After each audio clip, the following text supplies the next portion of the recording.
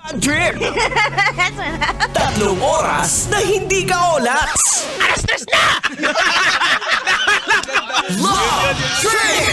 Love Trip! Love Trip! Mula alas 3 hanggang alas 6 ng gabi. Oh yeah! Sa 90.7 Love Radio. Love Trip! Kasama ang inyong muy delisyosang ka-love team. Maras Tony! Mara Tony! Ikaw, anong trip mo?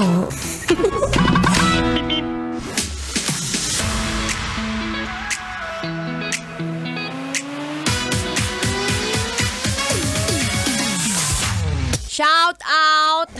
Shout out sa'yo na mahilig sa AFAM kesa sa Pinoy.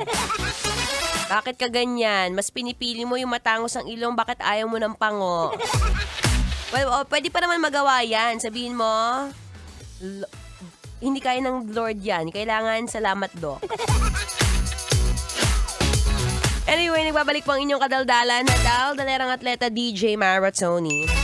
At syempre ngayon ay August 11, nag-celebrate tayo ng buwan ng wika. Alam mo no, maalala ko lang, share ko lang, since batang-bata pa naman tayo, 25 years old, fresh pa yung mga experience ko noong ako ay high school.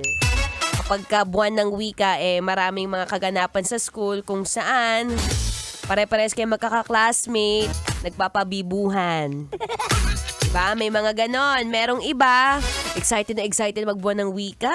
Diyan lumalabas yung mga sabayang pagbigkas, mga, ano yun, yung nagbabanggit ng mga iba-ibang balagtasan ba yun? Tapos meron pang iba, sumasali pa sa mga luksong tinik, ganyan-ganyan. Tapos merong iba, nakakalimutan ng assignment kasi nga inuuna yung mga extracurricular activities. Actually, meron nga ako mga kasamang intern ngayon. Yatanong ko sila, sabi ko, ngayon ba sa school nyo, meron pa rin mga ganyang trip ang inyong eskwelahan? Kung saan talagang napapalawak pa ng mga teacher ang pag-aaral ng Tagalog. Kasi lalo na ngayon, mahirap na kasi nga, sunod-sunod na, kaliwat kanan ng mga digital, kaliwat kanan na yung mga makikita mong magagandang experience kapag ka nasa abroad ka. Kaya minsan nakakalimutan natin kung ano nga ba talaga ang totoong wika ng Pilipino.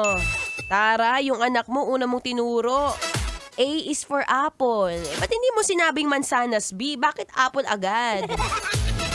Merong iba, yung mga magulang, unang tinuturo sa anak. Hi, my name is... Bakit hindi mo sabihin, ako po ang inyong anak at ito po ang pangalan ko. Pero to be honest medyo mahirap lang din talaga magtagalog. Ako personally, mas paborito kong subject nung ako'y elementary at saka high school, arts at saka PE. So pag Pilipino, medyo andun ako sa kantin kumakain ng turon. Pero magandang reminder to. Lalo na sa'yo, kuya, ate ko o lalo na ikaw na may anak. Minsan ba na itatanong mo yung anak mo kung kumusta siya sa eskwelahan? Kumusta ba? Bukod syempre sa Filipino subject, kumusta ba ang kanyang pag-aaral? Ano bang iniintindi? Nagsiselfone. Anong hinahanap? Naghahanap ng AFAM. Gets? Pero dahil nga buwan ng wika ngayon, ay tuloy-tuloy nating i-celebrate yan. Maya-maya lamang. For now, makinig muna ng Feel Good Music. Ngayong Feel Good Monday. Kailangan pa ba i-memorize yan? Basic.